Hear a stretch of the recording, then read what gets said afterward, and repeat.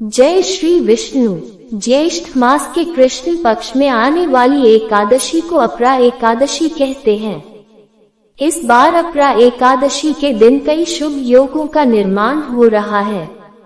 इस दिन आयुष्मान और प्रीति योग के साथ बुधादित्य राजयोग भी बन रहा है।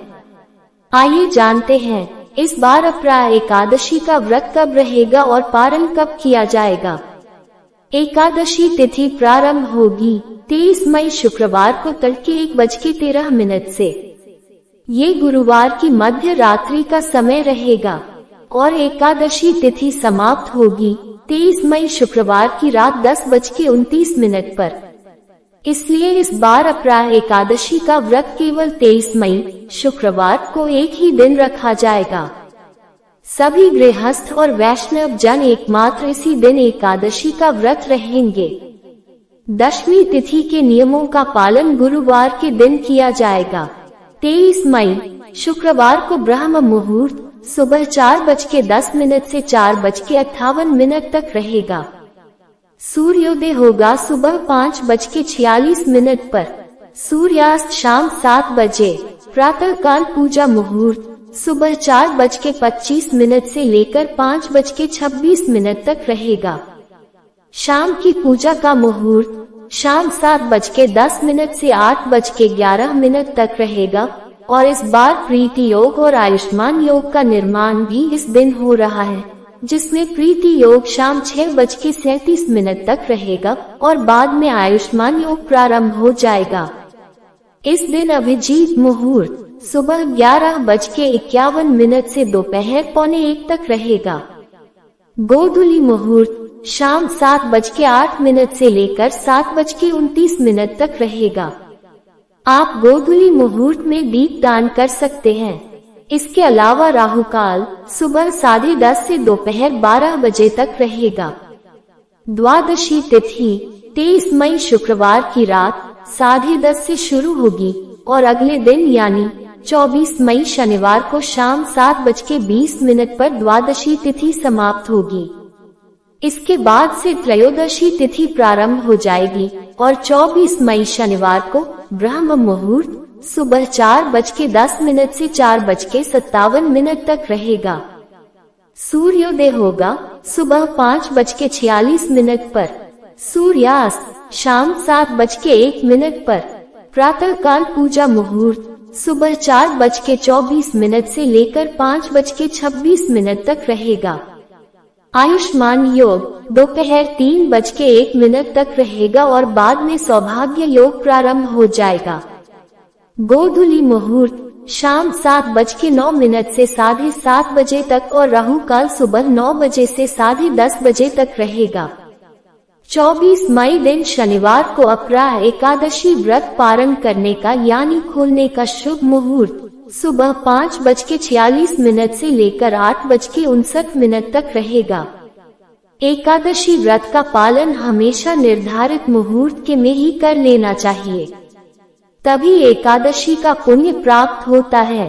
अपरा एकादशी का व्रत रखने वाले भक्तों को एक दिन पहले दशमी तिथि के नियमों का पालन करते हुए सूर्यास्त के बाद अन्न ग्रहण नहीं करना चाहिए। तुलसी के पत्ते भी दशमी तिथि को ही तोड़कर रख लेने चाहिए।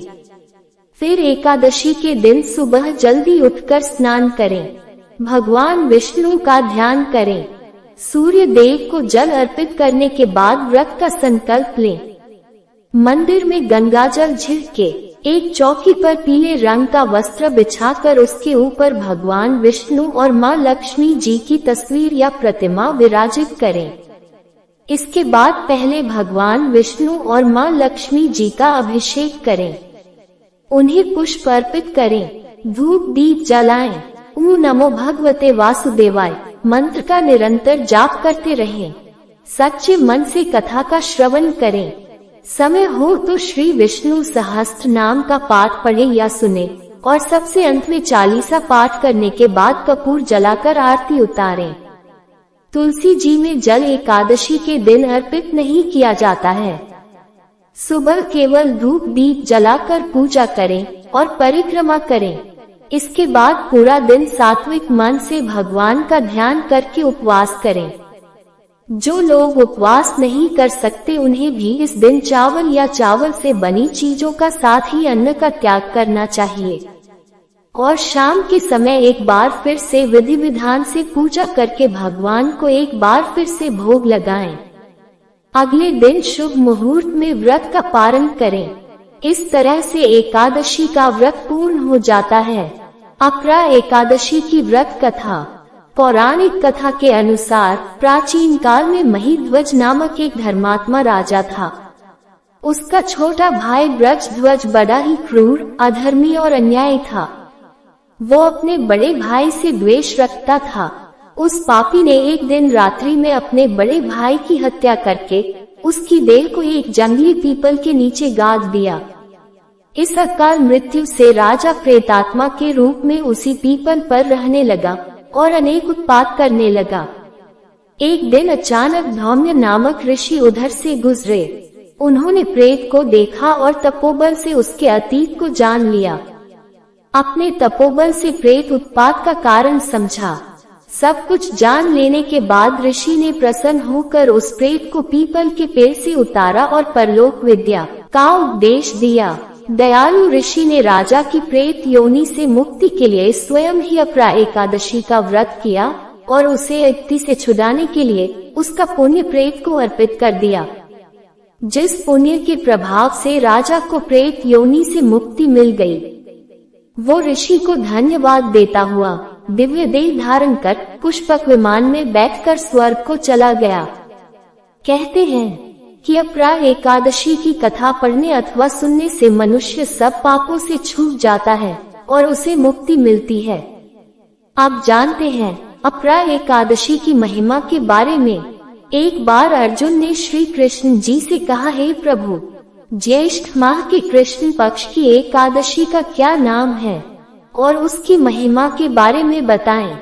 फिर श्री कृष्ण जी ने ज्येष्ठ माह के कृष्ण पक्ष की एकादशी तिथि की महिमा बताते हुए कहा कि ज्येष्ठ माह के कृष्ण पक्ष की एकादशी का नाम अपरा एकादशी है, क्योंकि ये अपार धन धान्य को देने वाली तथा समस्त पापों का नाश करने वाली है।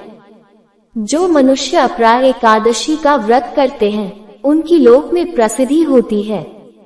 अपरा एकादशी के व्रत के प्रभाव से ब्रह्म हत्या, प्रेत योनि, दूसरे की निंदा आदि से उत्पन्न पापों का नाश हो जाता है। इस कथा के पठन व श्रवण मात्र से ही सभी कष्टों से मुक्ति मिलती है। अतः मनुष्य को इस एकादशी का व्रत अवश्य ही करना चाहिए। यह व्रत सभी व्रतों में उत्तम माना गया है। अपरा एकादशी के दिन सभी मनुष्यों को श्रद्धा पूर्वक भगवान विष्णु का पूजन करना चाहिए, जिसके प्रभाव से मनुष्य को विष्णु लोक की प्राप्ति होती है।